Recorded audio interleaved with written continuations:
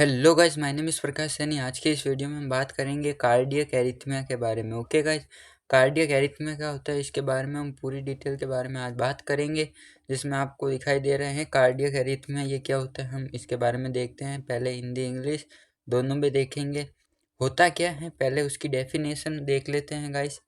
तो देखते हैं कार्डियक एरिथमिया। तो cardiac arrhythmia is a condition in which the heart beat become irregular. This condition occurs due to a problem in the electrical system of the heart which controls the heartbeat। पहला बताया गया है कि जो heart cardiac arrhythmia एक मतलब कि हम कह सकते हैं कि हार्ट डिसीजेस होता है, जो एक ऐसी स्थिति होती है जिसमें कि हृदय की धड़कन अनियमित हो जाती है, यानी कि कभी तेज होगी जिसे हम कहते हैं टेचिकार्डिया, कभी धीमे हो जाती है। ओके गाइस, यह स्थिति हृदय की विद्युत प्रणाली में समस्या के कारण होती है, जो हृदय की धड़कन को नियंत्रण करती है। उससे पहले आपको गाइस ये पता होना चाहिए, जो हार्ट्स आपको दिखाई दे रहा है यहाँ पर कार्डियक एरिथमिया के बारे में किसको क्या क्या कहते हैं। यहाँ पर जो हरा हरा आपको दिखाई दे रहा है इसे हम कहते हैं साइनस नोड। साइनस नोड हो गया, ये नॉर्मल इलेक्ट्रिक पाथवे होता है, और इसे हम कहते हैं एट्रियोवेंट्रिकुलर नोड। ओके गाइस, यहाँ पर इसे, और यहाँ पर भी आप देख सकते हो ये है नॉर्मल हार्ट, और ये तो हैं किसमें एट्रियल फिब्रिलेशन, यानी कि जो कार्डियल एरिथमिया होगा, आपकी हार्ट बीट इरेगुलर है, कभी वो टैचिकार्डिया हो जाती है तो कभी धीमे हो जाती है, कभी तेज तो कभी धीमी। तो देखते हैं guys electrical system of the heart, जिसमें अभी आपने देखा था साइनेट्रिकल नोड्स होती हैं, ये आप देख रहे हैं, इसे हम कहते हैं एंट्रियर इंट्रानोडल ट्रैक्ट। ओके गाइस, ये आपको पता होना चाहिए। और यहाँ पर जो होगी इसे हम कहते हैं गाइस राइट सॉरी गाइस, इसे हम कहते हैं एट्रियोवेंट्रिकुलर नोड। ओके गाइस, और इसे हम कहते हैं राइट बंडल ब्रांच। यानी इसमें क्या होगा कि जो इलेक्ट्रिकल सिस्टम्स होंगे, आपकी हार्ट बीट होगी वह कभी तेज हो जाएगी कभी धीमी हो जाएगी, इरेगुलर तरीके से होगी, इसे हम कहते हैं कार्डियक एरिथमिया। तो टाइप्स ऑफ कार्डियक एरिथमिया, जो इसके टाइप्स कौन कौन से हैं, किसके एरिथमिया के टाइप्स कौन से हैं। पहला है टेचिकार्डिया। टेचिकार्डिया का मतलब आपने समझ लिया कि हार्ट बीट आपकी जो दिल की धड़कन होगी वह तेज होगी, और जो ब्रेडिकार्डिया होगी, ब्रेडिकार्डिया में क्या होगी मतलब कि इसमें कम होगी heart beat. Okay guys, atrial fibrillations, इसमें क्या होगा एट्रियल फाइब्रिलेशंस होगा। फिर है वेंट्रिकुलर टेचिकार्डिया, फिर है वेंट्रिकुलर फिब्रिलेशंस, ये इसके टाइप से किसके एरिथमिया के टाइप से।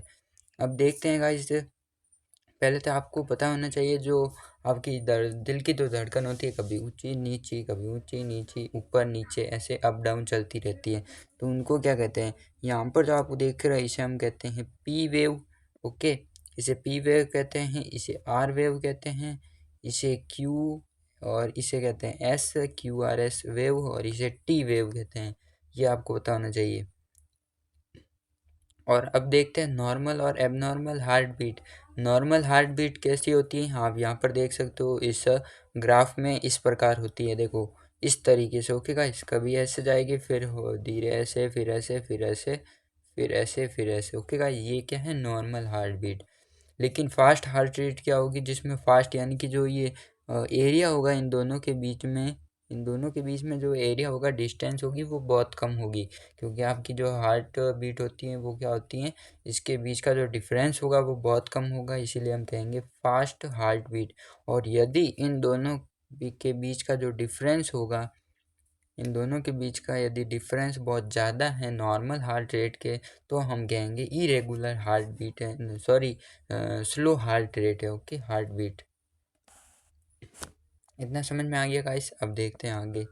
फिर है इरेगुलर हार्ट बीट किस प्रकार होती है, कभी तेज हो जाएगी कभी धीमे, कभी तेज तो कभी धीमे, यानी कि इन इरेगुलर हार्ट बीट में आपको पता होना चाहिए स्लो हार्ट रेट और fast heart beat and normal heart beat, दो तीनों मिक्स होती है, ये आपको पता होना चाहिए। वो क्या पता होना चाहिए, ये पी वेव है, और अब देखते हैं गाइस, ये पी वेव है और ये क्यू वेव है, इन दोनों के बीच का जो डिफरेंस होगा इसे हम कहते हैं पी आर सेगमेंट, और ये हो गया क्यू आर कॉम्प्लेक्स, और इन दोनों के एस और टी वेव के बीच का होगा एस टी सेगमेंट। ये आपको पता चल गया। और इसे आप देख लीजिए, इसे, ये बहुत ही इम्पोर्टेंट है, इसे आपको पूरा पता चल जाएगा। फिर देखते हैं गाइस जो पैथोलॉजिकल हार्ट रिथम यानी कि जो होती हैं, जैसे कि टैचिकार्डिया, ब्रेडिकार्डिया भी हमने देखी थी एरिथमिया की कंडीशन में। तो क्या क्या होती हैं, तो आपको पता चल गया एरिथमिया की कंडीशन होगी इरेगुलर तरीके से। Okay guys. और जो ब्रेडिकार्डिया होगा, ब्रेडिकार्डिया में क्या होगा, स्लो हार्ट रेट है। और टेचिकार्डिया की बात करें तो टेचिकार्डिया में क्या होगा, टेचिकार्डिया यानी कि बहुत हाई लेवल की जो हार्ट बीट होगी वो है टेचिकार्डिया। ये पता चल गया।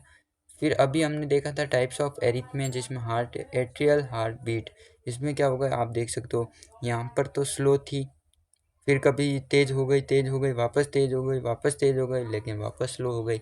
जैसे कि यदि हमें किसी चीज़ से डर लगता है तो आपकी हार्ट, आप एकदम किसी चीज़ को देखते हो जो आपको मतलब कि अजीब सा लगता है, तो उसमें आपको हार्ट बीट कैसे तेज़ हो जाती है, फिर धीरे धीरे स्लो होने लगती है। और फिर है पैरोक्सिस्मल आर्टरी टेचिकार्डिया, ये भी देख सकते हो आप कैसे एकदम तेज़ हो जाएगी, फिर धीमे होगी, फिर तेज़, फिर धीमे, फिर तेज़, फिर धीमे। ये वेंट्रिकुलर टेचिकार्डिया हैं और ये हैं वेंट्रिकुलर फिब्रिलेशंस। फिर कॉजेस ऑफ कार्डियक एरिथमिया, जिसके कारण क्या है कार्डियक एरिथमिया के, वो देख लेते हैं। हाई ब्लड प्रेशर यानी कि उच्च रक्तचाप, यदि आपको हाई ब्लड प्रेशर है तो आपको क्या हो सकता है, इरेगुलर तरीके से कार्डियक एरिथमिया होने की कंडीशन आपको दिखाई दे सकती है आपकी बॉडी में, यानी कि आपका हार्ट। Okay guys.